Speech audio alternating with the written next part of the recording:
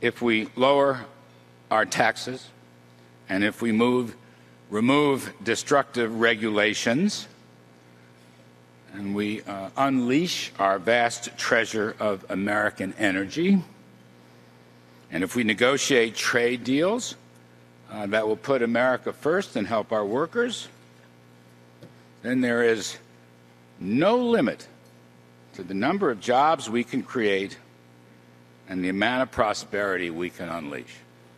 Lower taxes, roll back regulations. His policies end the war on business, end the war on investment, end the war on success, reward success, don't punish it.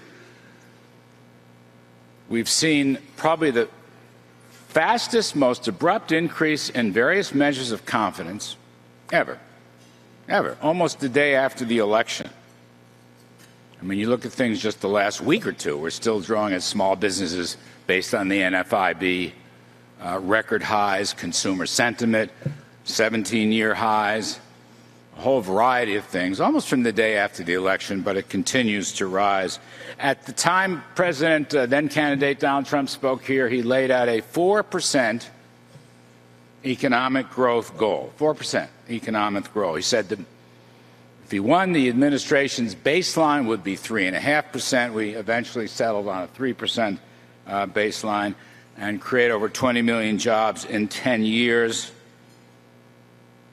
And he talked about helping the forgotten men and women of America.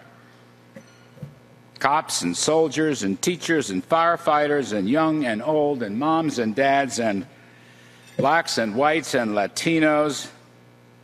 It's been quite remarkable. And so now we find ourselves in a position, I guess 3.2% first half growth, 4.2% second quarter growth. The Atlanta Fed is expecting better than 4% growth. We'll be happy with anything above 3% growth. With respect, I acknowledge our critics who believe we couldn't get better than 1 to 2% growth. The reality is we're moving forward on those policies and on the results. So I would say this. The single biggest story of this year, 2018, the single biggest news story, not fictionalized versions of what goes on in the White House and all the rest of it. The single biggest story is an economic boom that virtually everybody thought impossible. That is the story. And I believe the recent successes are not one-off. They are not one-time. They will be continued and sustained because of the policies. Not only a new growth spurt. I'll go to some numbers. Take a look.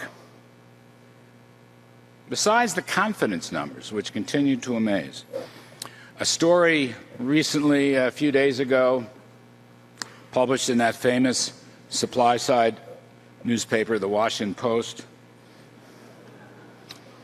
above the fold, blue-collar jobs growing the fastest since 1984. Blue-collar jobs. Those are the forgotten Americans.